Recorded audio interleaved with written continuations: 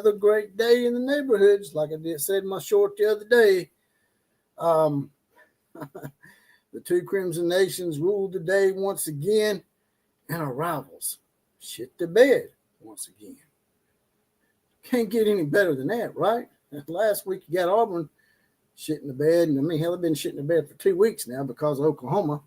And we're going to bring Killer Breeze in here in just a second, get his thoughts on the matter because, he's got a completely unbiased opinion when it comes to the Texas long turds. We know that. We're going to talk about those long turds and how they basically went down to the swamp and took a big old dump right there in the swamp itself. It looks like Arch Manning may not be up to the Manning name somewhat. But Alabama also shut down Vanderbilt the other day. They shut up that mealy mouth Diego Pavia, who is a Johnny Manziel groupie wannabe. You even saw them hugging and basically crying on each other's shoulder there towards the end of the game. Of course, Manziel didn't stay till the end of the game because that's what Manziel does. He dips when it gets tough. That's what Manziel's always done. And Pavia looks up to him, so there you go.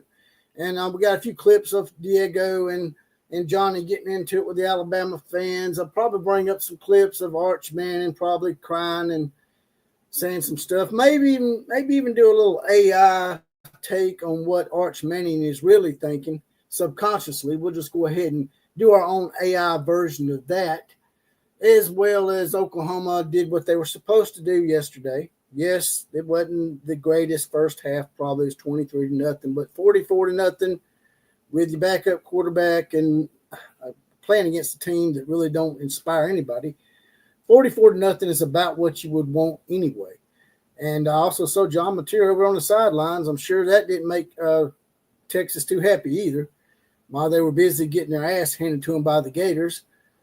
But I'm going to go ahead and bring some stuff up here in just a second. But first, I'm going to bring in the consummate Oklahoma roughneck, that being Killer Breeze, is in his house. What's happening? How's it going, brother? Sorry I brought you in late. I was trying to take care of some things and get some links up there, and I was just dragging a little bit today. No, it's all good, man. It's all good. It was as it turned out to be a almost perfect football Saturday for us. Almost perfect. Last two have been perfect, really. They've been pretty good.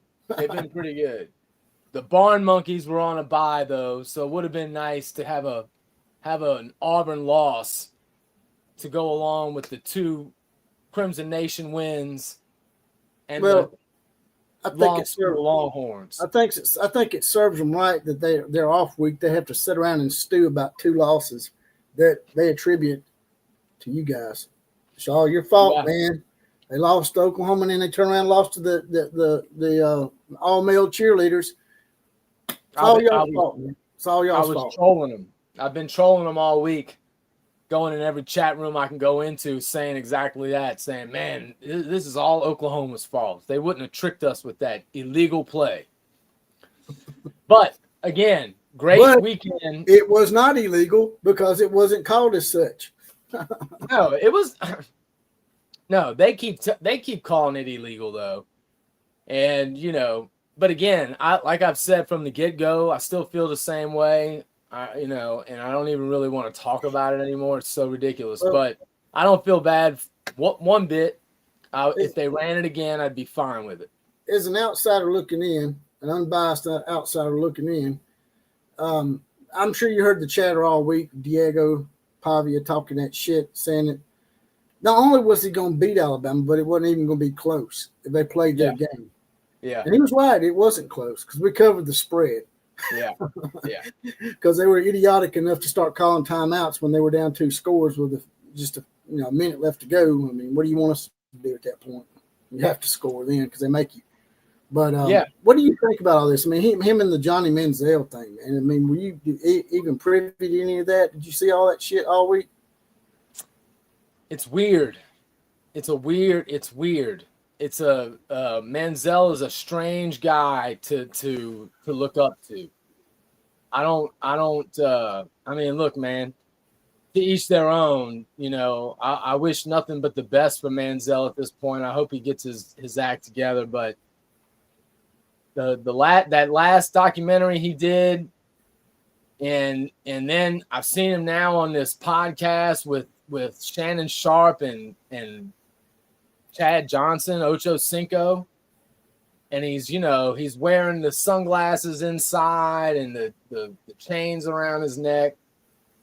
The dude doesn't seem, well, actually, maybe that's just who he is, just a jackass. I mean, but he certainly doesn't seem like he's straightened out or gotten his act together. So it's weird that Pavia would look up to the guy. Can you see this? I can see it. There it is right there. The Yagio Pavia's man crush.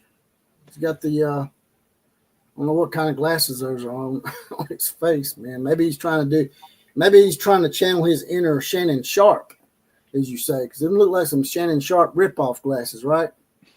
He just looks ridiculous, is what he looks like to me. If Manziel, here's the thing. The country we live in, everyone loves a redemption story, especially when it comes to our sports heroes. And as much as I can't stand it, there is a path of redemption for this guy. I mean, he's kind of taken a little bit advantage of it because at least he's now not throwing it in people's faces. I think behind closed doors, he's still probably doing a lot of the same stuff.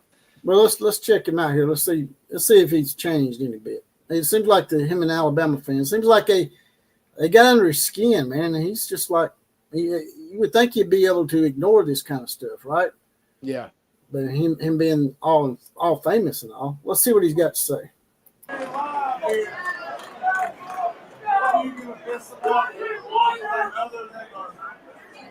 Other than the tide, man. There you go. Let's go.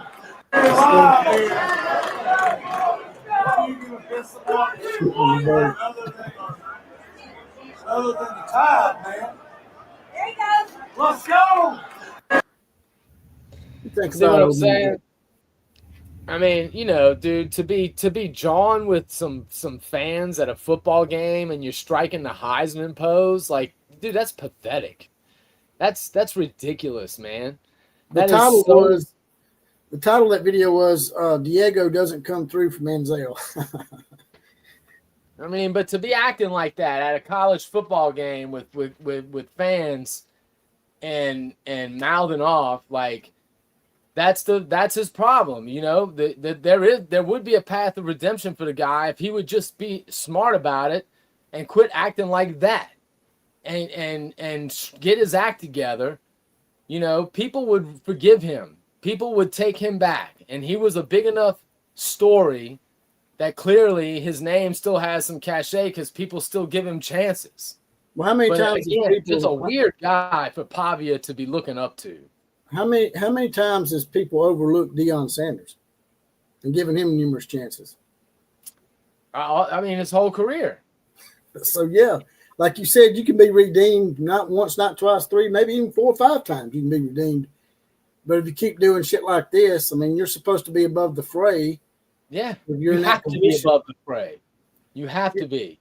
If you're in a position like that to make that much money, I'm not doing that shit. You know what I'm saying? If it's going to affect me in any way, if it's just a modicum of a chance, man, I'm probably not going to be doing that shit. And dude, recently I heard him in an interview talking about how he knows he's supposed to be above it, but he still hates the Browns, and he still holds it against the Browns, his failure, because they should have known what they were drafting and helped him out more. It's just like that guy is clearly still an idiot, and he's probably never gonna find redemption because he's probably never gonna get his act together. Yeah, and in this video here, it looks like maybe this is him just following up what he learned from his mentor, Manziel, as he's leaving the game. Another thing really stands out to me, and I'll see if it stands out to you too. I'm not going to say anything to you after you see the video. But can you see that? Yeah. Can you see this video? Yeah. All right. I'll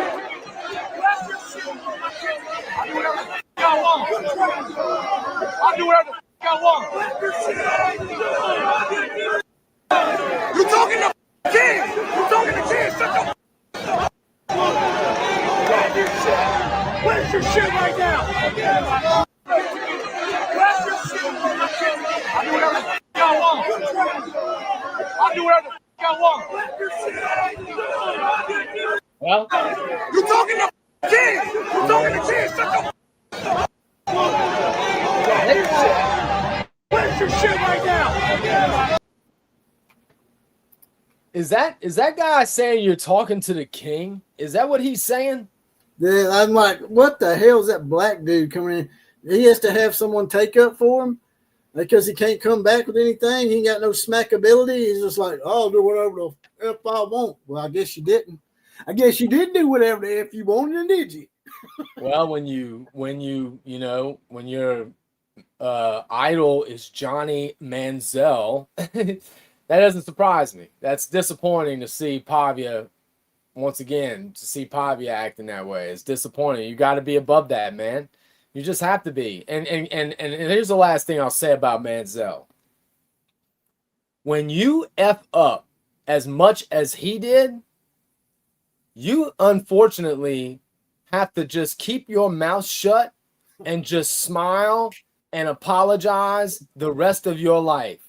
You need to be humble with your hat in your hand and grateful for every opportunity you get, because technically you burned a lot of bridges, dog. So if you never got another chance again, it would be justified. But you're still getting chances. So instead of putting your mirror sunglasses on and striking the Heisman pose, which, by the way, you shouldn't have won, instead of doing that, why don't you have a little humility and act like a grown-up? I mean, that's the real problem, is he acts like a spoiled brat. I saw someone in the chat was talking that he's been a spoiled brat his whole life. That was one of those things in the documentary that apparently, his dad and mom, he got away with murder, did whatever he wanted because he was good at football. So I had to watch that thing twice because I didn't see him at first.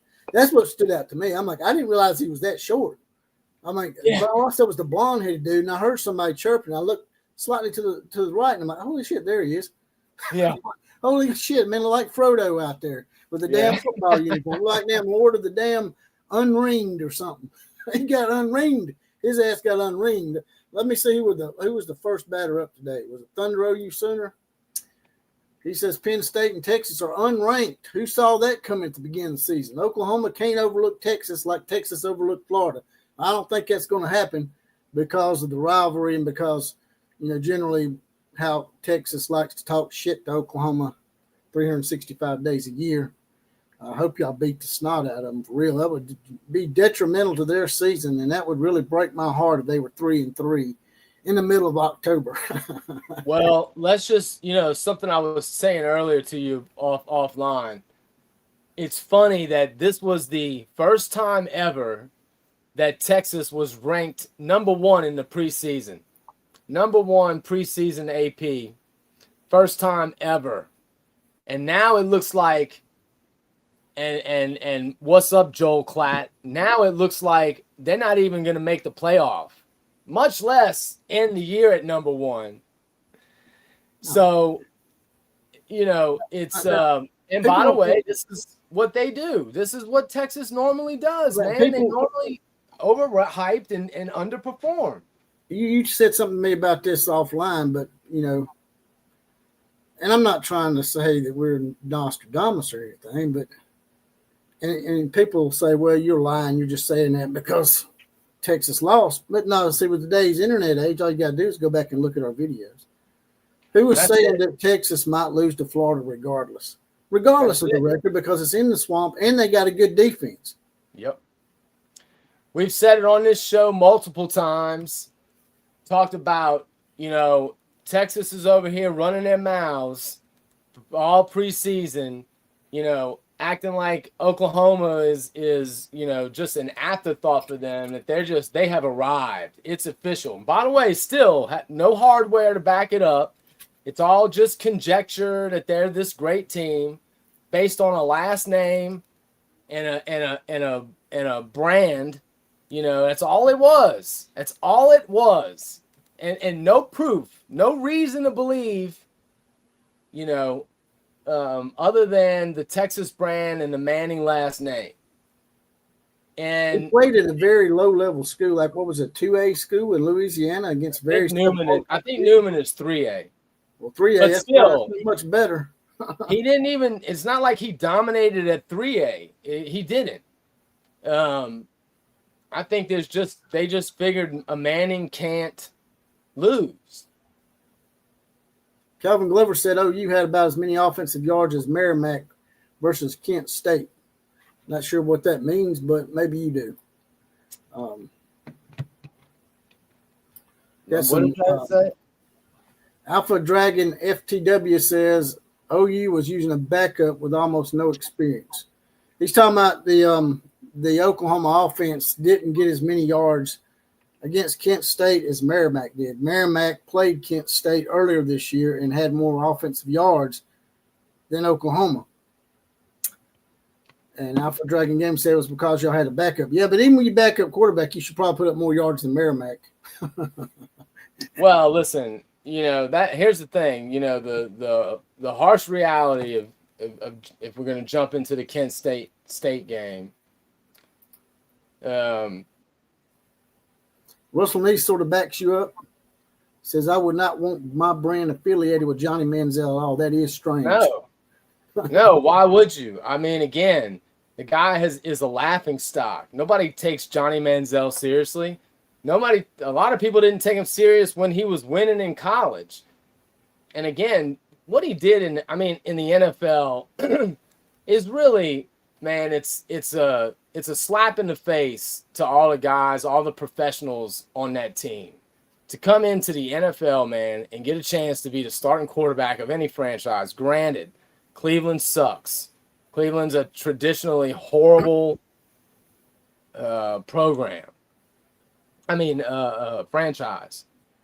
But still, you get a chance to be the starting quarterback in the NFL, and you go in there and you don't do any work. You never look at any film. I mean, that's one of the things that was so crazy about that documentary is they talked about how they had, obviously, if he logged in to looking at film, they were going to be able to track it. There's a digital footprint there. And he literally had 0 hours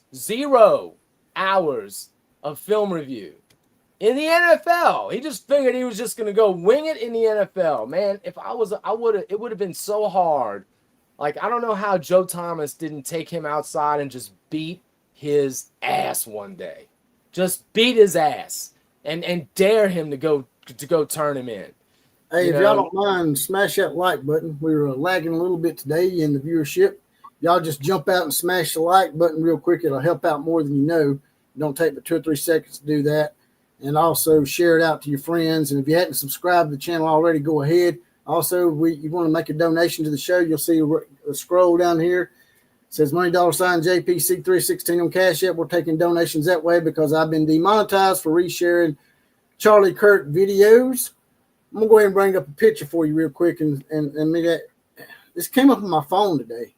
So I just want to see if it came up on your phone too. You ready? Yeah. See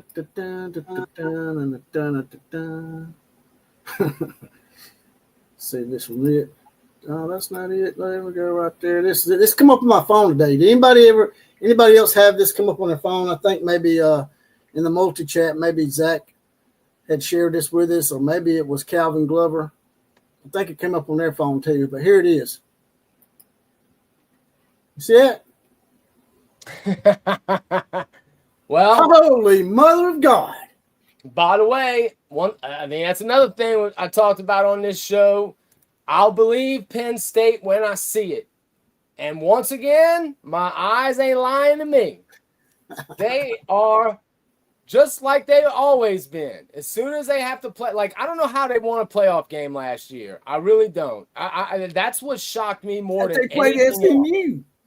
They played SMU. Still, I'm surprised they beat SMU. Really, They should have been Alabama's spot. We got punished because SMU lost. Why are we getting punished? Why is the SEC getting punished? Even if you don't invite Alabama, invite Ole Miss.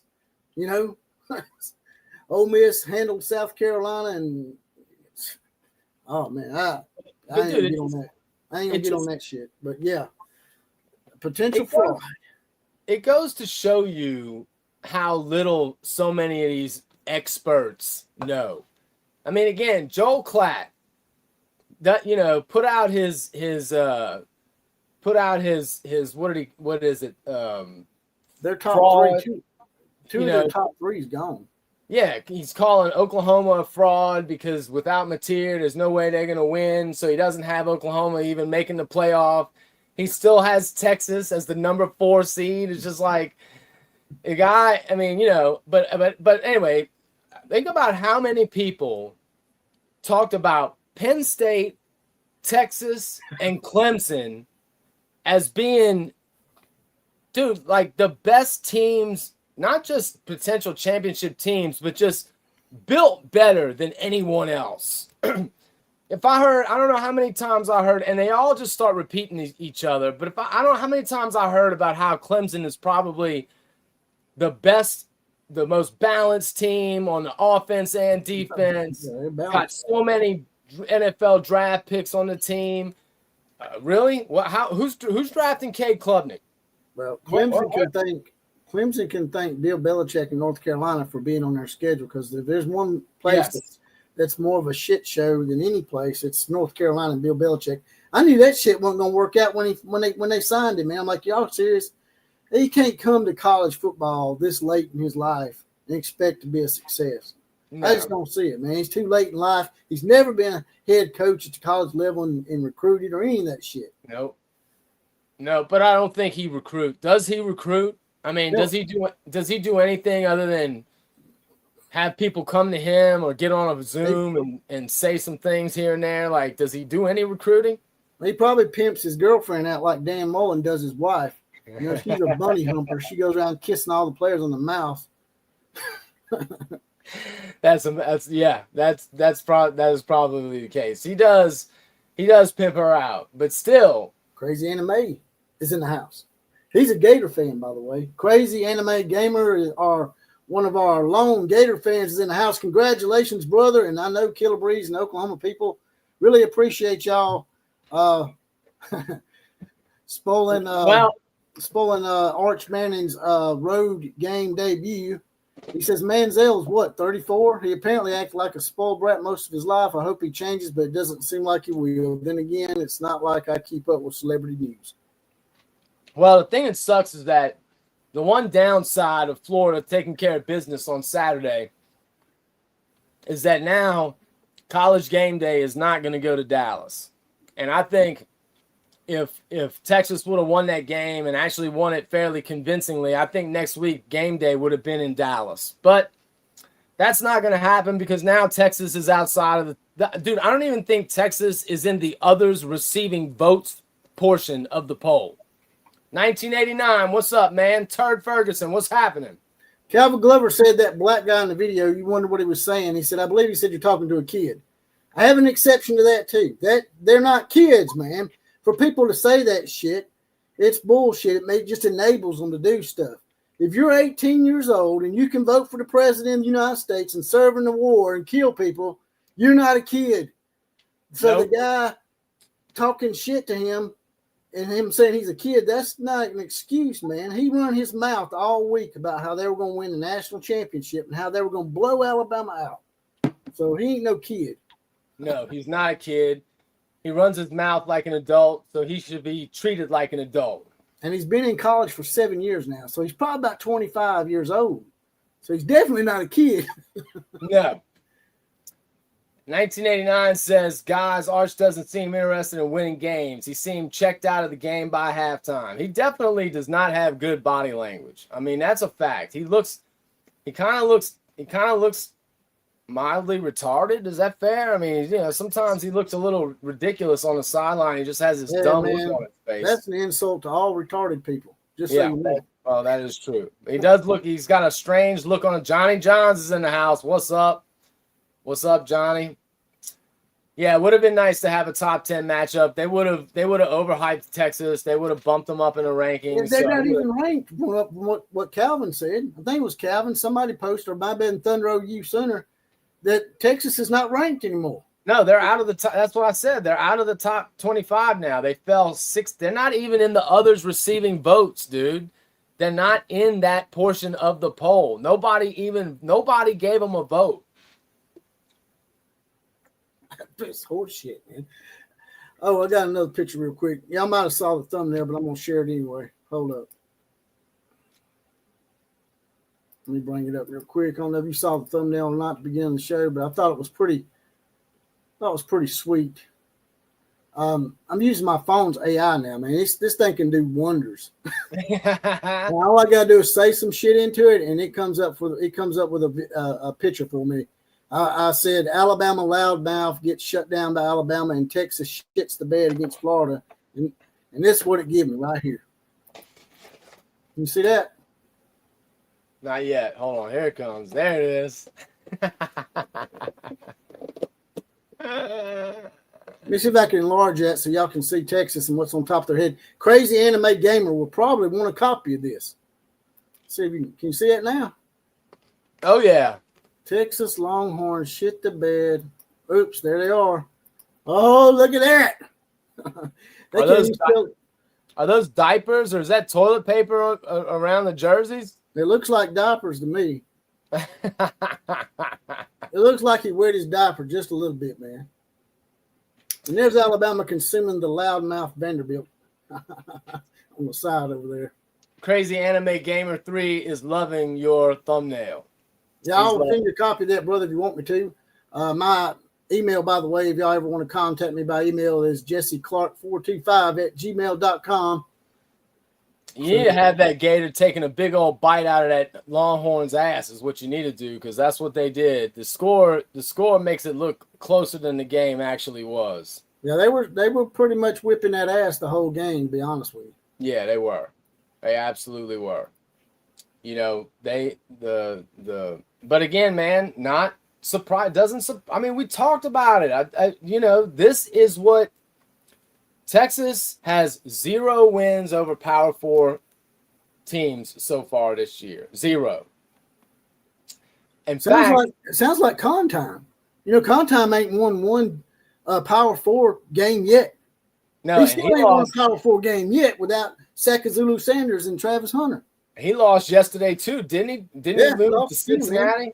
Man, this has been a hell of a couple of months, man, football, man, except for that first game we shit the bed ourselves. But after that, it would have been nice. I was hoping Florida State would have won last night, so that would have helped Alabama out.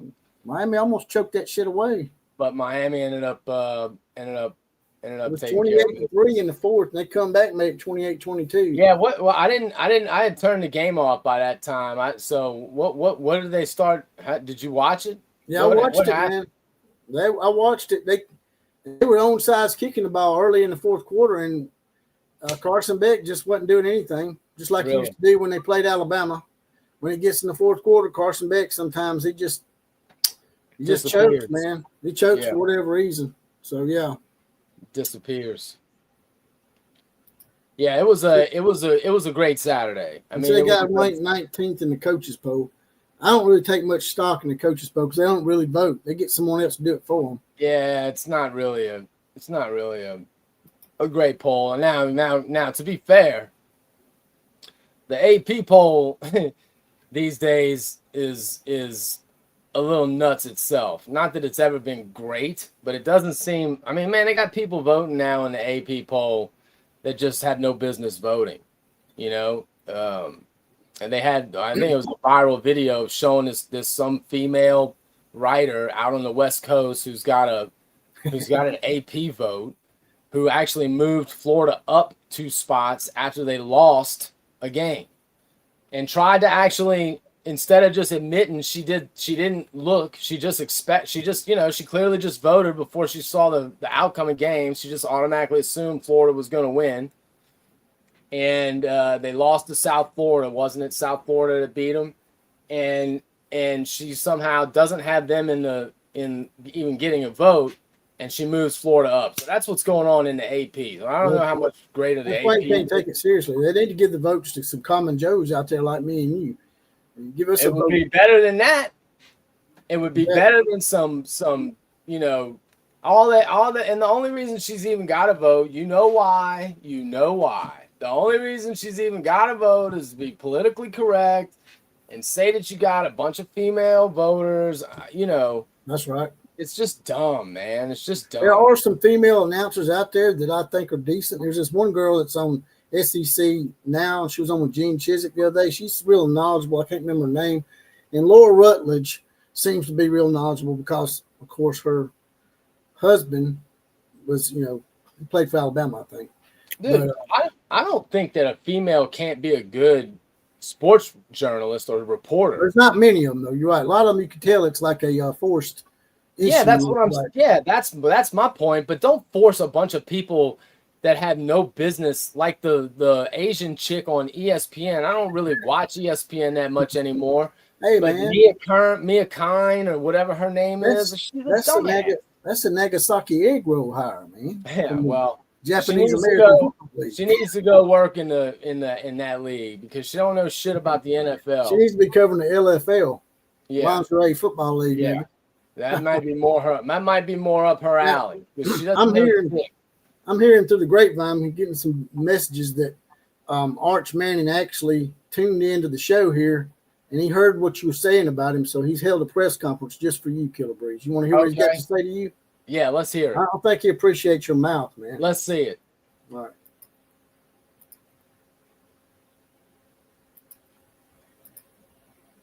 You see that? Yeah. That's your boy right there, Mr. Class 3A All-American. Yeah. I'm such a fraud nepo baby. I think Bronny James was a good draft pick. I'm starting to wonder if I'm just ass. And my uncle's paid off their recruiting services for my 5 stars. I just need to awaken my bad side. Like maybe I should truck a placeholder and stand over him. That will pump me up. We did the possible. Made Billy Napier look like a good coach and not a guy that's high on meth skateboarding at a gas station. If my last name wasn't Manning, I'd be working at a Cabela's talking about fishing baits on sale this week. I'm just glad I got paid for all those cheesy ass commercials before the country actually saw me play. If we could play San Jose State and UTEP every week, I'd still be ass. It'll be funny to see if Sark benches me or rides my lawn losing ass into the Bluebonnet Bowl against Texas State. This Al Shucks attitude ends tonight. I'm going to play some pickup basketball games against some high school freshmen and just talk mad shit. I'm such a fraud. How great is that? You see what you done? AI, it's funny. You see what you done? You got the AI creatures out there putting words in poor old Arch's mouth. That's what I'm saying. It's got to be real. It's going to be real uncomfortable for Arch at the Thanksgiving table with his NFL Pro Bowl grandpa and his multiple Super Bowl winning uncles. And then there's Arch. Damn, man, you took a shot at his grandpa? Damn, no, I love his grandpa. I named my dog after his grandpa. But my point is, he can't hold his grandpa's jock. His grandpa right now would probably play better than Arch playing. Well, that's why he didn't deserve the name Archie. That's why they cut the IE off of it, because he wasn't good enough for the full Archie. No, Archie was a badass. Make no mistake about it. But this guy is no Archie. This guy is no Eli. This guy is sure as hell ain't no Peyton. So it's going to be a little weird when he's sitting at the table and he's a college bust with his Super Bowl winning uncles. Crazy Anime Gamer says at least it's not like it was years and years ago where you had so many different polls you could have different national champions for the same year. Yeah, people are a little spoiled now. But people are always going to complain, man. You could go to a 32-team playoff and they're going to bitch about who should be 32nd. So it's always going to be like that. Always. Actually, I was trying to click on this one right here, I think. Here it is. It speaks to the coaches poll. Imagine still having Texas. 1989 M says, imagine still having Texas in your top 25 after a disastrous start to the season. What a joke. It's the truth, man. It's the truth. Like, I went and listened to Orange Bloods live after the game, and they were talking about, because they can't hide from it. They were talking about how this is possibly the biggest bust of any team in the country, and they probably are.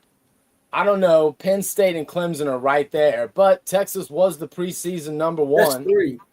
That's three of their top five that's not even there anymore. Yeah. And again, people were talking about Texas like they were going to not just be good, but like be great. Well, this year may be the poster child. Feinbaum, dude, came out and said that Arch Manning is a generational, only comes around once in a while. Like I trust. He played 2A ball, 3A ball, whatever, man. Come on.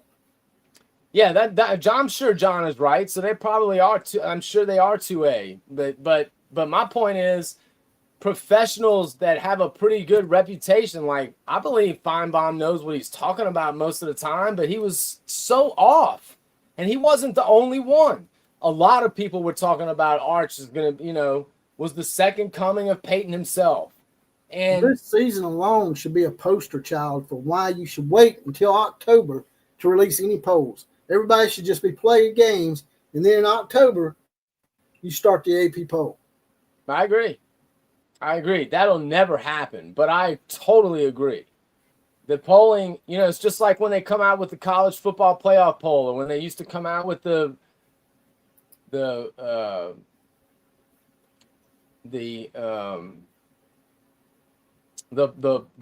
poll before this one, the 4-game. What's the championship? What do they call it? Either way, that doesn't come out until late, until what is it, end of October, something like that. I think they may have moved it back a week to the early part of November now. Yeah, that might be. Yeah, that might be. So that's still really, why are you even doing it?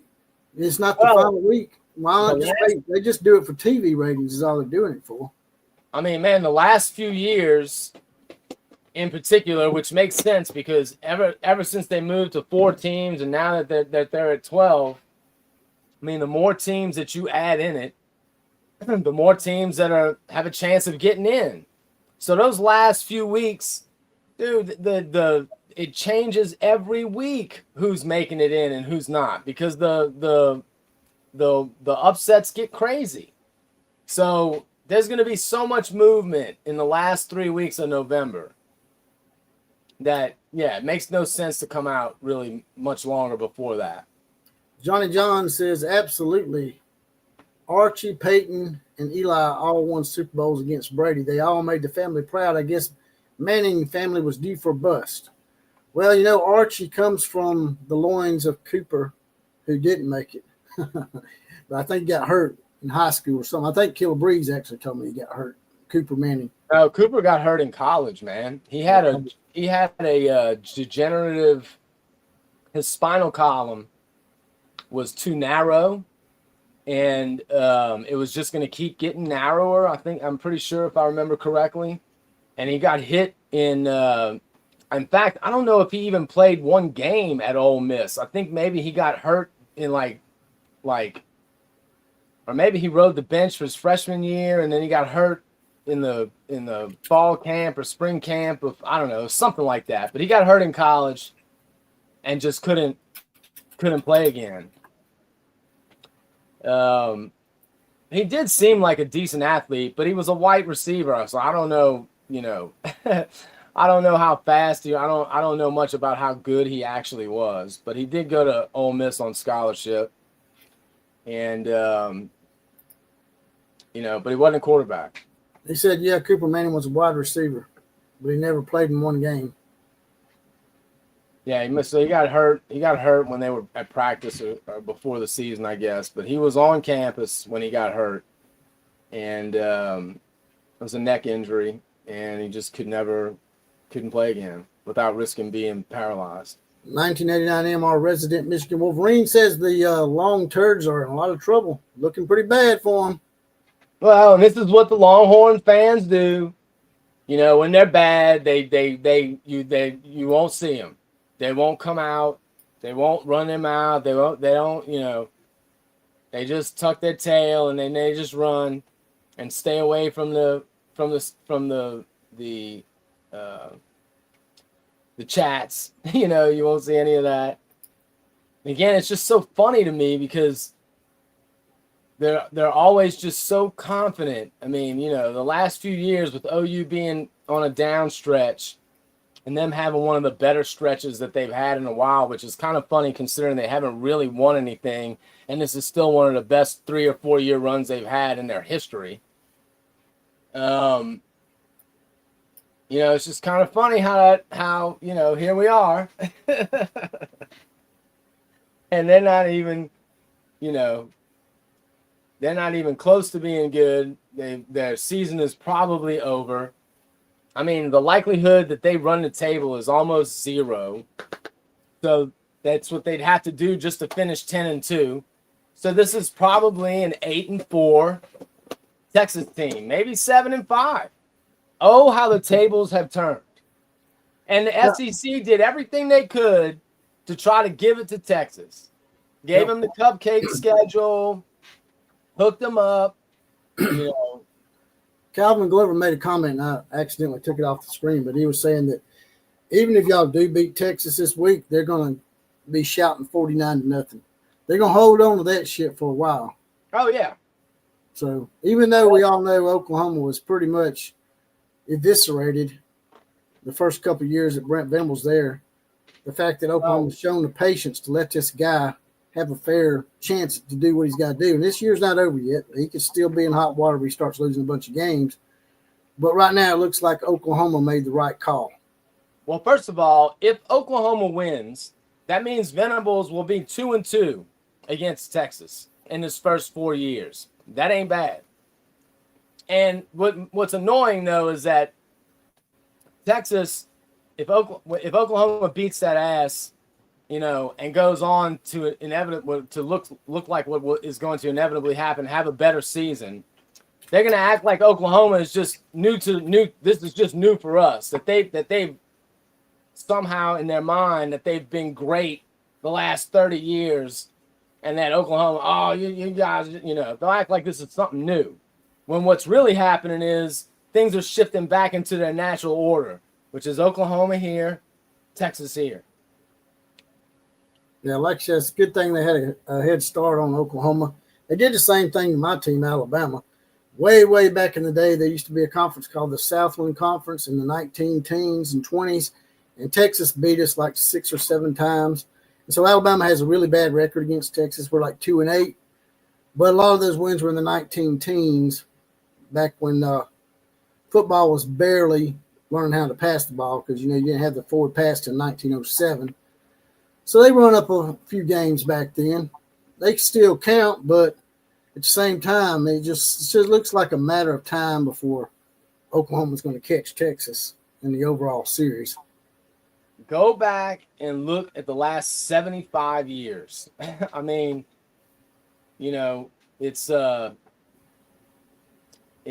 you know, it's been one-sided, man. It's been one-sided. It's been particularly, I mean, again, take out Darryl K. Royal's run. Take that out, which is essentially they were great in the late 60s and very early 70s. And then Oklahoma became the team of the 70s. So I think maybe 1970 or 71 was when DKR retired. Right. But take out his run and take out Mac Brown's run. And what are you left with? Going back to my team for just a second, I wanted to ask you something, you know, just as an outsider, because a lot of people think I'm biased. Since that Florida State game, which there was a lot of red flags before that game, we should have probably recognized because we had a lot of players that were injured, starting a new quarterback on the road. We probably should have seen some of that coming, but we didn't.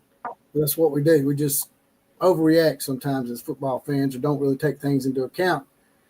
With that win over Vanderbilt, which it was a struggle yesterday for a little while, do you think that this Missouri game coming up, it could be a trap game for Alabama?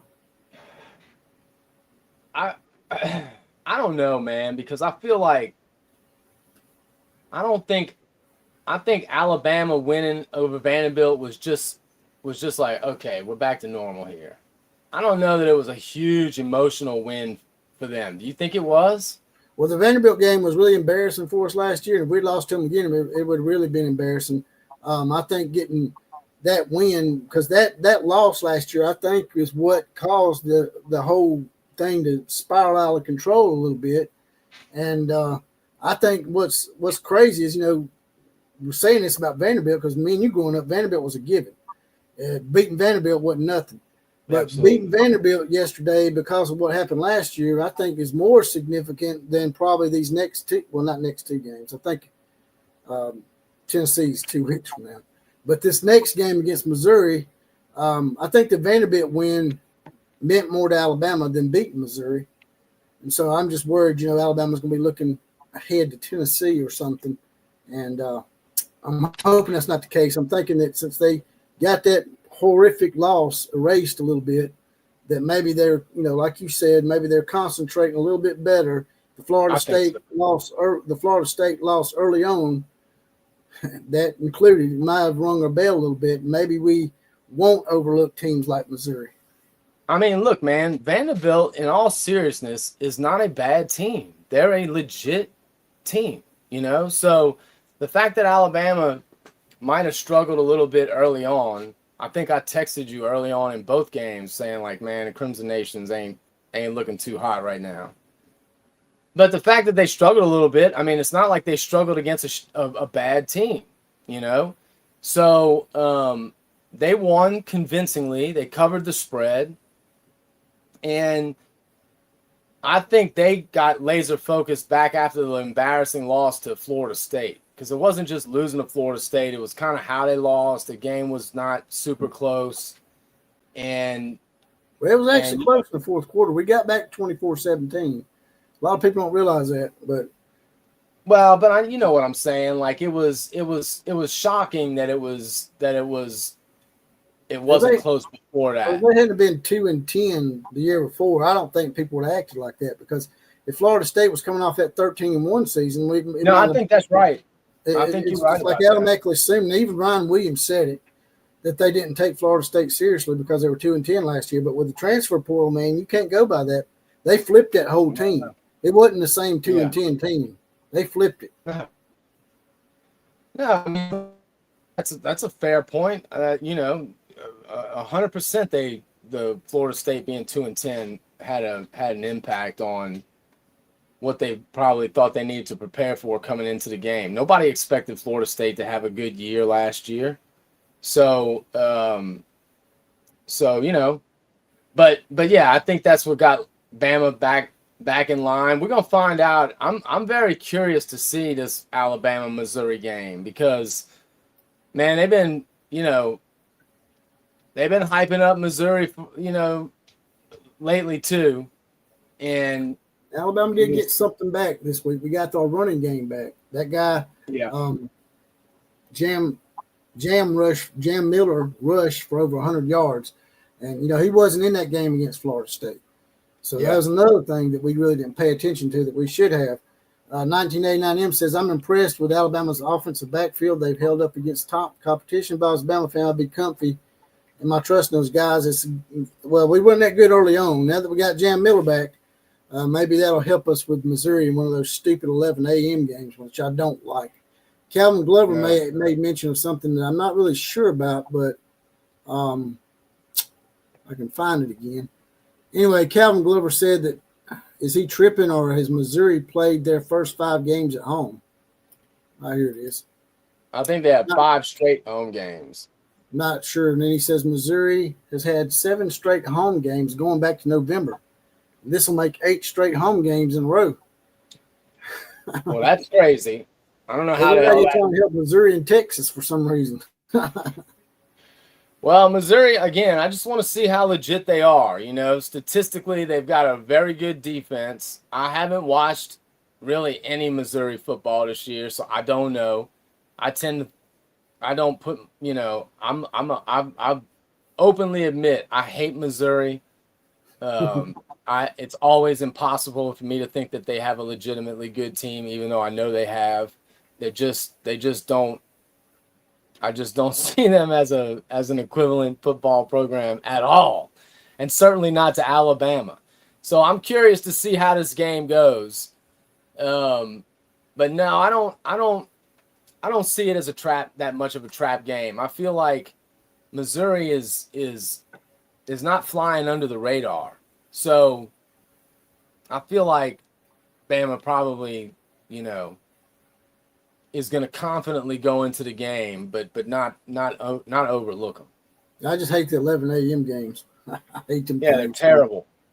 They're terrible. That's one of the things that I'm loving about being in the SEC now is that, you know, Oklahoma used to play, it seemed like the majority of their games were at 11 o'clock. So I'm loving being in the SEC because now it hasn't been that way. White boy Slicks in the house. He said he's with you. F Missouri. John Ritchie says the only two big games that Missouri's played is Kansas and South Carolina so far. Let's go ahead and bring the best damn Van Halen cover band member of all time, Johnny Johns, into his house. There it is. Boom. Going on tour soon. What is the next? How did you come up with Next Halen? What is the next significant to? I don't know. To be honest with you, it's kind of a long story. It was X Halen, and then we had a singer that, like, he come up with that name. We ended up getting changed the name and got a different singer, and we're like, we'll just call it Next Halen. And that's kind of how it was. I'm thinking of y'all going to be the next Van Halen, you know, since y'all do saying Van Halen cover band. So there you go. That's what I thought it was. But I'm going to ask you real quick. I don't know if you heard the early part of the show about the whole Manziel, Pavia love affair over there on the sidelines. Did you hear about any of that stuff, or did you hear us early on talking about that? No, I didn't hear much about it. Was it you saying Johnny Manziel and Arch Manning? No, Johnny Manziel and Diego Pavia of Vanderbilt. He was on the sidelines for the Vanderbilt game because Diego said that was his idol, his hero. And there's some videos of him getting into it with the Alabama fans. And then there's a video of Diego getting into it with the Alabama fans too. And I guess he thought bringing Johnny Football back to Tuscaloosa would give him some kind of charm because, you know, Johnny Football beat us in Tuscaloosa last time he was there. But what he don't realize is in the rematch, we beat Johnny Manziel. So this was his rematch. So, I mean, he brought it on himself. It's just like when Tennessee brings Peyton Manning and his big airline four-headed ass to the game and freaking fat former Alabama always beats them. So, but anyway, they won Johnny Manziel Heisman that first year it happened. It was, I mean, that game, I feel like every Heisman winner, they had that one big game that everyone thinks about. And like with Baker, it was the game against Ohio State, but with Manziel, the game against Bama. But it didn't work out too well for him the second time, and it didn't work out real well for the Vanderbilt quarterback. I heard y'all talking a little bit about it. He said they said if they played the game, it wasn't even going to be close. But he was right. But it wasn't close. We covered the spread. Yeah, I was keeping my man. We were playing in Choctaw Casino in Durant, and I was trying to keep up with all the games and stuff. I went back there and kind of rewatched some of the highlights of everybody's games, and I watched the Bama game and saw the final score. And the Texas and OU game, they had both their games on. And crazy thing is, most of them out there I could tell was Texas fans because I kept hearing a lot of "damn it, Arch." Like I was in the elevator going up to my room after sound check, and this guy's on his phone, and you can tell his whole day sucks. And he's trying to have a good time at a resort. He's like, "God, Arch Manning, come on." And I noticed most of them out there were Texas, so they had those 2 games on. I got to keep up with those and watch those while I was playing, or while we were doing sound check and setting up. But what do y'all think about John Mateer? Y'all think it's y'all think it's a bad kept secret that he's going to play? He what? I was asking Killer Breeze, and I was going to ask you too. If you thought since Alabama got over the hump of that horrific loss that we had last year, do you think Alabama might be sleeping on Missouri since Tennessee's in 2 weeks?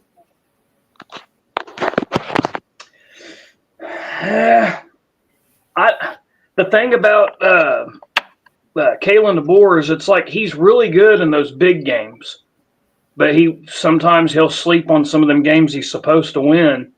And luckily he didn't against Vanderbilt, but Vanderbilt people have been propping them up. That helped, and they wanted to get their lick back. But is it in Alabama or at Missouri? It's at Missouri. It's one of them 11 a.m. games. Oh man, yeah. God, I hope not. Kalen DeBoer, though, I probably ain't gonna pick Bam on the parlay card just because he does do that shit, man. Dude, he's beat all the big names. Kirby Smart beat him twice. He's beat, a bunch of big names. He's beat Texas head coach. He's beat Lincoln Riley. But then he'll lose some of these games that he's supposed to win. So, but they should take care of business, though. They should whoop them. I don't think Missouri is all that good. He's a good home team coach because he hasn't lost at home yet at Alabama. I don't think he lost any games at Washington at home. So he's a good home game coach. But I'm sure you saw the Arch Manning video earlier, the little press conference thing. What's your thoughts on the whole Arch Manning Texas situation where they basically shit the bed and come out number 1 and now they're number nothing? Man, from the get-go, I thought Texas was overrated at number 1. He was overrated as the Heisman finalist, but I'll be honest, I didn't think he was going to be this bad. Like they're even way worse than I could have thought. Like they got the laugh at Oklahoma all year last year, and now this year it's like we've traded places with them. They're the ones who look anemic, and I love the post that I seen where someone had Florida's offense third down efficiency, and they had Texas third down efficiency, and they were both some of the worst in college football. And someone said something like, "Man, I've always wanted to know what it would be like to watch Iowa versus Iowa." And he was basically, referring to freaking Florida and Texas with their terrible offenses, but. Oh. But yeah, I think, I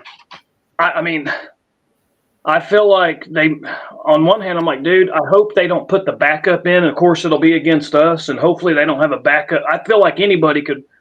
He's playing it reminds me a lot of what Jackson Arnold was doing last year. It's like the dude's just seeing ghosts. He's missing targets that are wide open. He's holding on to the ball too long. And it's just a mess, man. It's a mess watching Texas on offense right now. Of course, he can beat Sam. Their offensive line is horrible, dude. It don't matter who they put in at backup, at quarterback, backup. Our defensive front, especially with Jaden Jackson and Dominic not playing at all this weekend and getting completely rested for Texas. Yes, I feel like we should annihilate them. I mean, we probably shot should right be now. breathing down the quarterback's neck all game long. Right. Yeah, we owe them an ass whooping big time too, dude, because we're due. Like we're due for one of them 65-13, 63-14 kind of games. Like, and hell, I don't know where they're gonna, even if it was a score like that, I don't know where they're gonna get the 13 or 14 points, because I was watching them and I'm thinking, dude, if he's doing this against Florida, like what is he gonna look like against our front seven? And I agree, even if they put that backup in there, Caldwell or whatever his name is, he's like a 5-year, he's a 5th senior from like Troy.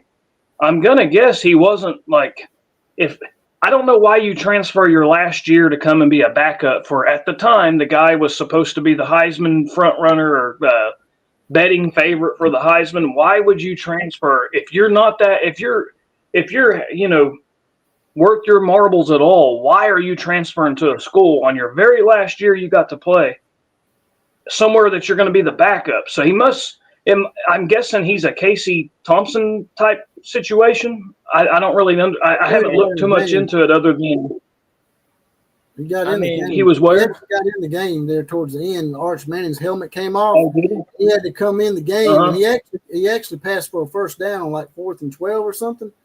Yeah. So I mean, he did get him a first down, but then they put Arch Manning back in, and they basically lost. So I mean, the one play he played, he done rather well. So they might end up having to go to him. But dude, the other thing too is that stadium, like that game. If you've never been to that game, it is unlike any other college game you're ever gonna go to. That stadium is right down the middle. Fucking, you can see it.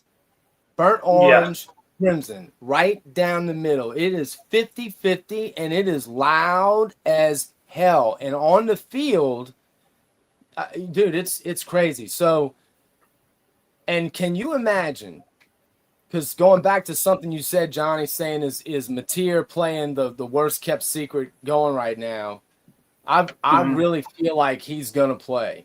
I don't think they're gonna announce it until the game time. But can you imagine that place is gonna erupt, and then they're gonna have Dr. Steven Shin is gonna be the guy on the video that says there's only one Oklahoma, and that place is gonna go ape shit. No. Well, he had the pads on against Kent State. He didn't come out in just a jersey. He come out with the pads on against Kent State. Right. Exactly. I kind of wish he wouldn't have done that. I kind of wish he would have, because man, I want them to I want them to truly. And Brent Venables even said after the game, like, well, I'm going to prepare as if he can't play. But I kind of feel like what Killer Breeze was saying, make it where he's questionable all week, or do some. I would make it questionable all week long, all the way until and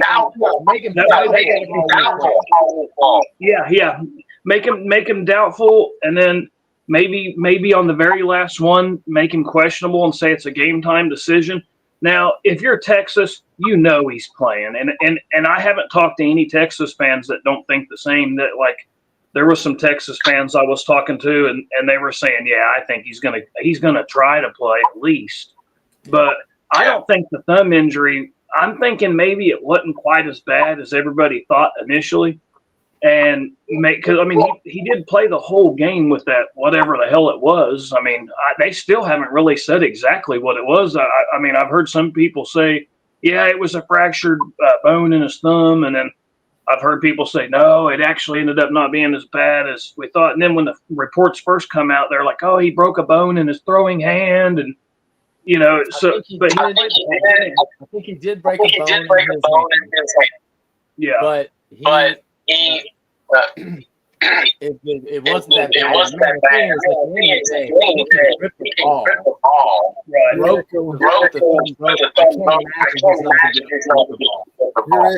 echoing.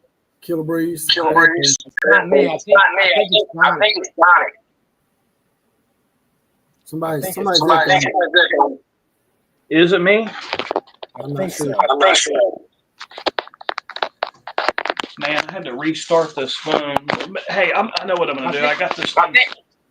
I think you just turned the volume down. Yeah, there we go. Is it a little better now? Yeah. I don't know. For some reason, it's echoing on. It's echoing on y'all's. No, all you gotta do, Johnny, is just mute when you're not talking. There we go. Yeah, that's what I'm gonna do. You got the show on. If you mute, it's go away. You have the show on? Crap. The radio show to do that. No, I don't. I had the volume up all the way because I couldn't hear y'all in the beginning, but I went ahead and turned it down, hoping that would help. Because when you call in on the radio, you can't have your stereo on. That's right. See, it doesn't echo when Johnny talks. Yeah. So all you gotta do, dude, is just mute it when you're not talking, and that should go away. See, like that. There you go. So anyway, yeah, I just think I think going back, Johnny, I think he did break a bone in his thumb, but let's remember he was able to throw the ball with a broken bone in his thumb and complete 16 of his last 17 and his last 11 in a row. So as long as he can grip the ball, I think they can shoot him up with enough pain medicine to where he ain't gonna feel anything, and he will play through pain anyway, clearly. So I just can't imagine that he's not gonna play. I just don't, and I almost feel like it's even worth it to risk further injury. You know what I'm saying? Because, dude, beating Texas will just be such a catapult for this team. I mean, it really will. Well, Texas fans are already complaining about it. I've seen them in my comments saying, why would Oklahoma want to play a guy with one hand, with a bum hand? Why would they want to do that? Why are you worried about it? Well, why are y'all worried about that shit? If he's got a bum hand, then that should be an advantage for y'all, right? Why are you so worried about it? Because if we think we can beat your ass with that bum hand, then that's what we're going to do. That's what it boils down to. Y'all play South Carolina on the road after that game, right? Yes. And South Carolina looks like they're coming around a little bit, so I hope y'all don't have a letdown after that game. And by the way, with Michael Hawkins not having a great outing this past yesterday, and anyone that tries to say that it was anything but that, not great, is lying, because it was not great. It wasn't terrible, but there is clearly a big difference between Mateer and Michael Hawkins in our offense. So I think even an 80% Mateer is better than a 100% Hawkins. What do you think, John? Yeah, I agree for sure. For anybody who was thinking, oh man, this guy's going to come out here and look like, Kyler Murray or something, I heard a lot of people, including the Marshmallow guy, he maybe truly believed like, hey, this guy might be better than John Mateer. He's faster. He was a 4-star. John Mateer was only a 3-star, and all these arguments for like, Ben Arbuckle's never coached a quarterback that's this highly recruited as he is, and da-da-da-da-da. Everybody that thought that quickly realized, yeah, he is not as good as John Mateer. It is a downgrade. And he didn't play terrible, but it wasn't great, man. It was against Kent State. And I even thought, like, dude, against this team, like, I think John Mateer would have had 5-6 touchdown passes, 500, 600 yards if he wanted to, if John Mateer could have played. He left a lot of meat on the bone. And in that, I know it sucks. They were talking about this on it was either on the radio or something I was listening to earlier today. They were saying that where the receiver ran into the wall, and a lot of people like kind of blamed it on Michael Hawkins. If he doesn't overthrow it or if he doesn't throw him into the wall, that doesn't happen or whatever. And they were saying they feel like that kind of set the tone for him, which he played decent in the first half. I remember whenever I got done with sound check, I looked at his numbers just to see, because the score looked about what I was hoping for at halftime. I looked at his numbers and I saw he was like, I want to say 11 for 15 or something like that, and had a couple touchdown passes. And I thought, okay, well, that's about right. But then in that third quarter, he had a really bad third quarter. It was like he would have one drive that was pretty good, and then he'd have another drive where he just misfired a couple guys, like just overthinking, sidearming throws. Yeah, yeah. But he's definitely a downgrade, and I agree with what you said. Even if Mateer's 80%, I would take that over 100% Michael Hawkins for sure. Yeah. I think you have to. And I think he's going to play. Still echoing. I think he's definitely going to play, man. I think listen, I did not realize how highly he was being projected to go in the NFL draft. I mean, they're talking about top 10 pick in the first round of the NFL draft. He is not passing that up. So he's not coming back. You know, he's not coming back. In fact, in a weird way, like it would have been better. The chance of him coming back probably would have been better if this injury would have put him out for like 6 weeks, you know, to where it would have been hell for this season for us, but he definitely would have come back. So I don't know. Maybe it's, you know, 6 one way, half a dozen the other. Yeah, Brent Venables needs this bad. He needs this bad, man. He needs a break, man. He's caught so much bad breaks, man. Yep. You know, I agree. Get all the time from people about, you know, why are you talking about Oklahoma all the time and you're an Alabama fan? And I explained it to him. It sort of happened by accident. I really hated Lincoln Riley, even when he was y'all's coach. I didn't like his ass. And when he done what he did, and I started grilling the shit out of him, it just, the love affair started and it hadn't stopped, man. It's the two Crimson Nations now. That's right. And if y'all don't like it, then y'all can just deal with it, because I'm going to continue to talk about Oklahoma and Alabama. And if I want to talk shit about your team, I'll do that. So there you go. Yeah, man. It's, you know, the only thing that would have made this weekend better would have been a loss by Lincoln Riley. You know, even though he crapped the bed. And you know, what's so funny is when they lost to Illinois, they're now all justifying it by saying that that they got food poisoning before the game. But somehow the food poisoning only affected the defense. The offense was fine. The offense didn't have any food poisoning, come to find out. But the defense, all those guys would have had a better game. But what do you know? They had food poisoning. So I don't believe that they're back at all. I think they got that Michael Jordan excuse where he had the flu in Utah or some shit. The damn Mormons poisoned his ass. I mean, yeah, it's ridiculous. I mean, listen, anyone that's been, you know, here's the thing. And I know we don't have any Skittle shitters in here. I wish there were some. I'm probably gonna spend a lot of time in some USC chat rooms throwing this out to everyone I can. But we tried to tell them, hey, we were kind of head in the sand for a while with this guy. You know, and had he not done what he did to us, we wouldn't have been forced to have our eyes wide open about who he really was as a coach and what was really going on behind the scenes and how bad the shape of the program was really in. And what was so annoying was all these USC fans gloating and acting like he chose USC over Oklahoma. Y'all just got the great, like all of a sudden, even though you never heard any of them talking about how great Riley was, all of a sudden now that he's going to USC, he's the best coach ever. We're about to dominate.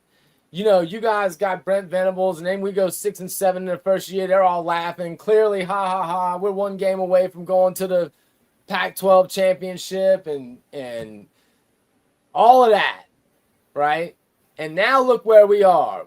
Oklahoma currently has the number 1 ranked defense in all of college football. They're top 5 in pretty much every statistical category that matters. And the ones that they're not top 5 they're probably top 10. But they're top 5 in damn near everything, and they're number 1 overall. And USC is out of the top 25. So you tell me who was right and who was wrong. I think it's pretty clear that what we tried to tell you was this guy is a fugazi. He's a fake. But you didn't listen. And now, here we sit, and I think it's pretty clear.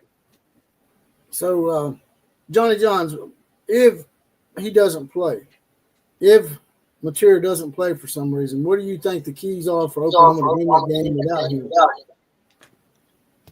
If Mateer doesn't play, I think our defense will keep us in it. And I even made a joke like, man, if John Mateer doesn't play, we're going to have to beat them like 6-3. and if John Mateer does play, I hope we beat them like 60-3. But I could see it being a deal. You know, the turnovers, we didn't have any turnovers the first 4 games. And in this last game, we finally got a couple. And it does seem like that's how it'll go. You'll have none, and then all of a sudden it just comes in waves. And I've been saying, man, that Cotton Bowl, when we go to Dallas, I could see that being one of them games where all of a sudden we start getting some of them dropped interceptions that we've been getting. some of those sacks where we almost caused that quarterback to fumble. I could see it being one of them things. And Arch Manning already has a lot of pressure on him. The poor guy, people propped him up to be like his grandpa that was awesome, and his uncles that were great. Peyton was amazing, and even Eli, held his own. He wasn't chopped liver. All he did was win a couple Super Bowls his own self. So this dude has all the pressure of the world on him. I think he's going to be having to force it. I think he's going to have to go down swinging. And I think Oklahoma's going to capitalize it. And I think our defense could – I still feel good about us winning it. But Watkins Marshmallow Man. Hey, if Hawkins goes out there and plays really well, and I guess I'll tell the Marshmallow Man, hey, you was right about Hawkins, but he's definitely not – he wasn't right when he said – he might be better than John Mateer. That's ridiculous. We need John. And if John's even 70%, we need him. If he can play, because I've heard some people say, well, we ought to just not start him, and we'll see how we do with Hawkins. Bullshit. If he can play, we need him to play. We need our best. Even though this Texas team looks like they're down, they're still going to try to give us their best shot. And I'm hoping we go down there and just jump on them from the get. And not even make them think they have a chance. Like, I hope we go down there and it's 21-0 in the first, 20 minutes of the game, Watkins tried to say that Hawkins is better potentially than Mateer. That just goes to show you right there. First of all, this dude has flopped, He was first of all throwing a hissy fit when we took Bo Bentley over his boy. Oh God, what was the recruit we had that was before? Oh God, damn it. Jaden O'Neal, was that his name? Anyway. And now he's trying to say Hawkins is better than me. I mean, that's so ridiculous. There's no scenario where Michael Hawkins is better than Mateer. If Mateer can play, even a wounded Mateer, I guarantee you dude, if Mateer would have played against Kent State yesterday, that score would have been in the 60s, at least. They would have driven up and down the field on Kent State. That's a fact. I can't believe Watkins would say that. I can't believe he would say that Mateer was close to being just as good. Now, I'm sure he didn't say he was as good, but I don't even think he's remotely close to John Mateer. Not yet, anyway. I know a lot of people want to believe that, but that's just wishful thinking, man. That'd be like me saying that Keelan Russell, who's very ballyhooed player at Alabama, is better than Ty Simpson. It's just not the case. Yeah. He's not better than and again, look, Peyton had a ton of interceptions, his first year, if I remember correctly, at Tennessee. I think actually in the NFL too, but I don't think Peyton started off like Peyton, right? So I'm not trying to say there can't be some improvement, but I think we've seen a fair amount of Michael Hawkins at this point, right? I mean, it's not just been one time. We've seen him now perform in multiple games. And, dude, that's, Johnny mentioned earlier, he did have a decent first half. It wasn't great by any means, but it wasn't terrible. It was okay. I would have preferred the score be in the 30s at halftime, but I was all right with 23. And, but even like yesterday when we finally got a couple of turnovers on defense and one of them was a scoop and score, we finally started throwing some quick points on the board, and I was like, all right, finally, we're going to get this thing up into the 50s. And then we stalled out for like a quarter. We didn't do anything for like another quarter. Who's your third string quarterback? It was New. It was I can't remember his first name. His last name is New. So we just I just wanted more in that game. I thought, you know, and it just made me realize, like, one of the things that I think is also true is that, man, we were just spoiled because we had just become an offensive juggernaut at Oklahoma for so long. It was just from year to year, just mix and match who the pieces are, but the outcome is always the same. We're going to blow a few people out with a ridiculous score, you know. Like, I mean, dude, back in the day, like, you can go all the way back to, like, it started under Bradford, you know. They, you know, you'd be looking at, you know, 35-0 at halftime, like, and easily could have put, you know, 80 plus on them, and you're calling off the dogs in the third quarter. Well, we just got used to that.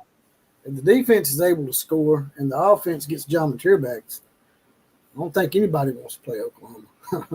Well, I feel like Oklahoma would have a chance. On homecoming, let alone play them. I think they would have a chance with anyone. I mean, I think that's fair to say. At least we got you on homecoming. Maybe I'd put some kind of boogaboo on you. Yeah, I mean, you know, like I said, man. At least I think we would have a chance. You know. So without Mateer, I think it's just this is what it is. This is like. A lot of times, you know, if the defense can hold up all year long, like the reality is the offense doesn't need to be greater than what it was yesterday. You know, if they don't have Mateer, what do you think the score end up being? Like 20-10, something like that? Against Texas? Yeah. Well, you know, the thing is, Texas's defense didn't look all that great yesterday, you know, so I don't know if they're fraudulent too. Like, yeah, they've been great against the non-Power 4 teams. Like, I'm not sure how great Ohio State is on offense anyway. So, so maybe they can score 20, 21, 24 points. You know what would be a good way to keep them from saying 49-0 is if Mateer plays and y'all beat them 63-7 or some shit. Well, dude, I mean, when I first moved to Austin in 2000, that was the first year of a 5-year run, 5 wins in a row, and they were bookended by 63-14 and 65-13 blowout wins. 64-13 the year we won the national championship. So yeah, trust me, we got our fair share of blowouts with Texas, and they know it. It was as big a margin as 49-0. I can promise you that. I Am Center said that the Texas Orange Bloods channel was worth the price of a free ticket to see the video last night of them to see their faces. It was priceless. Yeah, that guy, he tattled on a canoe and got one of his videos demonetized because he shared some of their stupid shit. So I went on there and done the same thing, except I know how to put the little stuff in there where they can't do nothing about it. But yeah, they're a bunch of jackasses. But go ahead, Johnny Johns. You had a thought, Johnny? Well, we were talking about the scores, and Killer Breeze brought up that 5 years in a row where we beat them 63-14, and the next year we didn't have Josh Heupel. We had to beat them 14-3, and that was actually 7-3 for the longest time, and the defense ended up scoring the touchdown that made it 14-3. And I could even see it maybe being something like that, or even like a 17-3 or something. Because both, I don't think that their defense is great, but I do think that if they're going up against us and we can't get the running game going and we don't have John Mateer, I could see it being a thing where we're having to just grind it out with these guys for a while. And then we do got a really good kicker. That guy made like I want to say a 55-yarder, a 40-yarder, a 44-yarder. Like, that kicker is solid. So as long as we can just get a few turnovers or even win the field position and pick up a few field goals, if it got to where it was 9-0, I would feel like, hey, we got this. The defense will make sure we finish this off. But it could be the difference. Like in that little 5-year period of time, I also seen us have to beat them like 12-0 that year we had Adrian Peterson. And it wasn't so much that, like, we had a good offense that year. It was just OU and Texas both had a really good defense. And Adrian Peterson, we had to run the ball, milk clock. He went off on them. And we beat them 12-0. And then there was another year, I think we won like 35-24 in 2002. and then 2003 was the 65-13 game, and then I think 12-0 was the 2004 game. But anyway, I don't care if we win it 3-0. I just want us to win, man. And after last year, you know, everything that not only happened last year but also happened in 2022. Brent Venables does need this game at all cost. He can't be getting beat 3 out of 4 years. If he wins this one, at least he's tied up with them 2-2, and we need it. Like, and he was saying even if we risk further injury, like, I get it, especially if it was like a thing where he got hurt and it's like, well, now he is out 3 or 4 weeks. I feel like we might be able to win against Ole Miss, Missouri, some of them schools like that. Maybe even could beat South Carolina as long as Hawkins doesn't have 3 turnovers in the first 5 minutes. But the Texas game, we definitely need John Mateer, and then the Alabama game is definitely going to be a tough one. That Ty Simpson's really, really good. He might be the best. I think him and the Miami quarterback and John Mateer, those are the 3 best quarterbacks that I've seen so far. So that one at Bama is going to be tough. At Tennessee could be tough. LSU at home, if we have John Mateer, I definitely I'm not too worried about that one. But yeah, it's going to be a battle. And Alabama's trying to get that lick back too. They're wanting revenge on us. Yeah. Pretty much right. So yeah, they got their lick back on Vanderbilt, and you seen what happened whenever they come in there pissed off and trying to get a revenge on someone. So that's going to be a good game, and hey, may the best team win on that deal. You know, I'll be it's going to be a good one to watch for sure. You got to echo. Yeah, I'm gonna turn. All right. Yeah. Like I says, I don't know what it is with Alabama scheduling homecoming games with power teams now. We played South Carolina last year and almost lost. But I guess I think it's a good thing to have a good game. I mean, who wants to bring the alumni in and watch them play, you know, Mercer or somebody like that? So, but you run the risk of losing and losing in front of your alumni. That's the only thing. You gotta bring in Kentucky. White boy Slick's in the house. We hadn't seen White boy Slick. Y'all did cost us a playoff berth. We ain't forgot y'all kept us out of the playoffs. Hey man, you know, we got to cling on to whatever we can get. But we did gift y'all a bowl bid. If y'all hadn't beat us, y'all wouldn't got to get beat by Navy. So yeah, thanks for the bowl bid to Navy. Appreciate it. Appreciate that. Thank you. Really appreciate that. Yeah. The Navy bowl bid. Thank you. No problem. It's just like Art said earlier, man. You know, hey, they're playing for the Blue Bonnet Bowl now. I don't even know the Blue Bonnet Bowl. I don't even know, dude. Again, I mean, truly, especially if, and I've been saying these things all year. What if Oklahoma does go in and lays a 63-15 type ass whipping down on Texas? You know, I mean, if Mateer plays, that's not off the table. It's really not. Now, the lack of ability to run the ball may limit that, but because their running game is atrocious. I mean, I'm embarrassed. Like, I don't get it. The only thing that gives me hope is that we've got some badasses already committed in the 2027 class, and you know, we got Fasusi and Foje. It looks like the trajectory is back on track to start bringing in the talent that's good enough to dominate on the offensive line like Oklahoma did for so long. But so the running game may hinder us from putting up that kind of a win. But if Mateer plays and he's able to grip the ball and he can be a close to 100%, then it might be ugly. I mean, it could be ugly. Bad day in the neighborhood for sure. Thunder OU Center said, isn't Oklahoma going to have an off week before Alabama? That is true. We play LSU, and we'll be coming off an LSU game, and then we'll be playing Oklahoma. So it would not surprise me, I'll be honest with y'all, if Oklahoma beat Alabama again, because we're going to be coming off an LSU game, and just saying, I think it's the LSU game. that we played I don't before know that. about that. I think Alabama should handle up on LSU. LSU is I clearly. mean, yeah, but I don't think we can come off that LSU game and beat Oklahoma. Is what I'm saying. Well, yeah, but you got to remember, Oklahoma's going through a pretty tough run on their own. So it's not like they're going to be. They're probably not going to be. I mean, that's what I'm worried about. Now the good thing is, they've got enough depth on the defensive front to withstand some casualties. That would still affect us, but we could withstand it. But man, like we do have to play a lot of really good programs, and I'm worried about injuries, especially coming off the injury bug we've been having.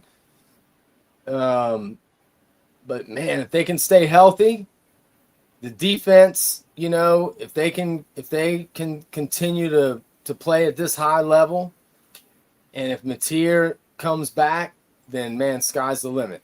I just wish that our SEC commissioner hadn't kowtowed to the Big Ten and gave in and went to a 9-game conference schedule, because all we're doing is beating up on each other. I mean, Alabama can beat Oklahoma one weekend, then turn around and lose to a team that beat Oklahoma.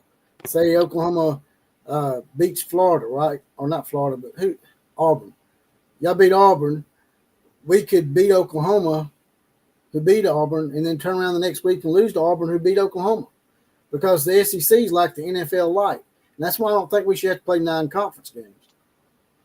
Well, the flip side to that is no one, now that they're taking strength, they've officially announced that strength of schedule is going to be a major component of the rankings this year. That's what the SEC last year. We had 3 teams with 3 losses because we took turns beating each other. Yeah, I don't think they're gonna make that mistake again. Who is gonna be able to argue better strength of schedule than every SEC team? You're gonna have the strength of schedule argument over everyone. No one is gonna be able to compete. Not even the Big Ten. No one's gonna be able to compete with the SEC when it comes to strength of schedule. So you would think that should start helping some of those 3-loss teams that you're talking about, Jesse. But I get your point. It didn't help us. It didn't help us last year. It didn't help us last year. Strength of schedule. We had a better strength of schedule than SMU. They were like 75th, and we were like 3rd or 4th, and they screwed us. But I don't think it was an official component of the rankings, though, man. But again, I don't disagree with you. I mean, it does make it a lot harder. And adding another conference game is brutal. Well, they act like the Indiana coach was saying that he dropped so-and-so because he wanted to be like the SEC. Alabama played 2 Power 4 teams. We played Florida State and Wisconsin, who are usually pretty good. Yeah. We didn't play a bunch of cupcakes. We played one just like they do. What's the difference? Yeah. No, I agree. Just like Oklahoma played their one. And they get pissed off because we play one at the end of the year. I'm like, why does it matter? It's actually smart to play a cupcake at the end of the year so you can rest your starters going into the playoffs and shit. Well, I totally agree. So, it's we'll have to see how it turns out. If maybe the strength of schedule doesn't end up meaning jack squat, and if that's the case, then I totally agree. Moving to 9 games is just making it a lot harder for us for no reason. What's your take on it, Johnny Johns? Uh-oh. He muted himself. Yeah. There you go. There it goes. Yeah, I agree with you guys. And from what I understand, it's not only going to 9, but isn't it 9 conference games on top of you still have to have one Power 4 conference Power 4 team on your non-con. That's going to make it where you got 10, like you may have 10 games out of 12. That's going to be tough. Like 10 games that are winnable or losable games. And we already have, like it is this year, we have 8 conference games, and then we had to play Michigan, and like you said, Florida or Alabama, they had it where they played Wisconsin and Florida State, and we've done stuff like that sometimes too. But yeah, which is ballsy to do that. Play, schedule 2 Power 4 teams plus the 8 that you already got to play that are tough. Why are we gonna not just it ain't about who's scared, like, oh, y'all scared. No, it's not about being scared. It's about why should we have to do it when no one else is? Like, if you tell me that playing in the ACC and their schedule, 8 or 9 games, is equivalent to the SEC, they're wrong. It's not close at all. The Big Ten might be close, but even in the Big Ten, some teams like Indiana last year can get dealt a schedule that's, pretty favorable. And it's just, I don't see, if they're not going to count the not only strength of schedule but strength of record. If they're not going to count that, and it's not going to matter, why are we doing it? It doesn't make any sense to me at all. Hopefully, it's going to be a deal where, like, hopefully it's like we have a certain amount of spots that are guaranteed every year for the SEC and the Big Ten, and maybe that's why they're doing it. I don't know. Because you go out there and lose 3 games. Well, like the Alabama and South Carolina last year, do you think if they would have had SMU scheduled, they wouldn't have been 11-1 or 12-0? You know what I mean?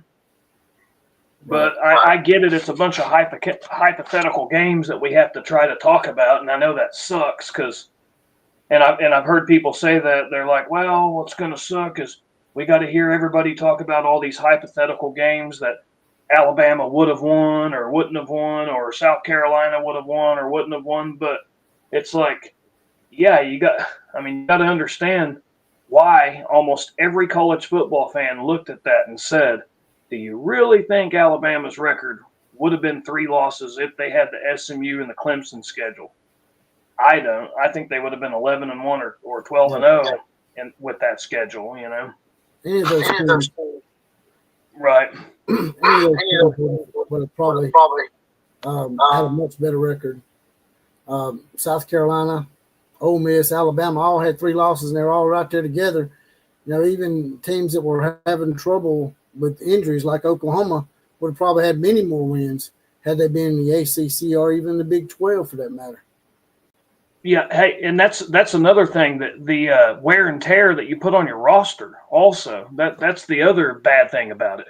You're gonna get banged up when you're playing that many games. Like this stretch that we're about to go on, like that's my biggest thing. I'm like, dude, I just hope that we can not only come out of it only losing 1 or 2 of them, but also not losing a whole lot of players where you're going into a playoff game or a conference championship game or whatever, and you're missing half your, 4 of your offensive linemen are hurt or banged up, and then 2 of your wide receivers are hurt or something, Hopefully it's a deal where the wear and tear, like, doesn't end up screwed, because we have had some bad luck with injuries and stuff, especially Brent Venables. He's had some bad luck for sure. But, yeah, it's going to be fun seeing how it all plays out for sure. I'm excited, man. I can't believe it's already we're going into week 7 already. I feel like we just kicked this season off, It's already Killer Breeze. I put up a comment that you sort of responded to. It says Orange Bloods last night, you can see the fear. I think I heard 3 players rushing, had a total of 15 yards between them. They are sweating. If they can't run the ball, oh, well, Arch Manning's going to be like a golf ball on a tee. The guy that I can't stand the most, Jeff Ketchum, who was the guy that put out that video talking about how Oklahoma don't even call them a rival anymore. They're just not. We're just not in their league anymore. That idiot. He wasn't even mixing any words. He's covering. No, they're all just trying to cover their butts.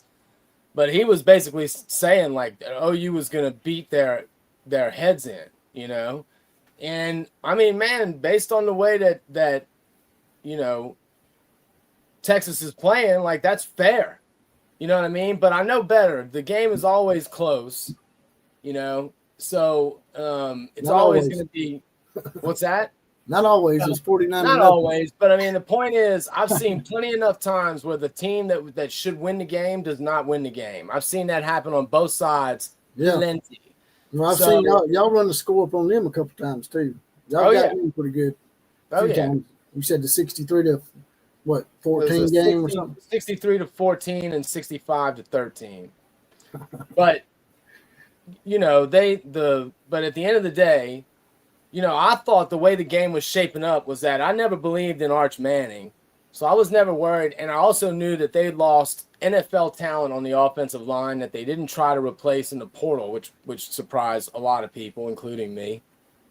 So I was never worried about the offense so much. But up until yesterday, everybody was talking about how Texas is one of the teams that can make a claim for best defense in the country. So I thought, especially with Mateer out, that this was going to be two offenses struggling, and a very low-scoring defensive game. But if Mateer plays, all bets are off because like that. Yeah. He said Jeff Ketchum said David Stone was a 3-star. Maybe he was talking about Arch Manning, because he did play for a 2A school and he's, he likes to bully around Sam Houston State players and flex on Sam Houston players. That was got to be the weakest shit I ever seen, man. I'm like, are you serious right now? You celebrating the Sam Houston win, flexing on Sam Houston. The game wasn't even a blowout then. Dude, let me tell you something about David Stone. He's improving by leaps and bounds on a weekly basis. And next year, him and Jaden Jackson on that line together, they are going to wreak havoc next year, dude. I mean, the two of them starting side by side is going to be awesome. It's just going to be awesome. I just hope to God they play all 4 years of their college career, even though I know it's not going to happen. So we need to enjoy it now.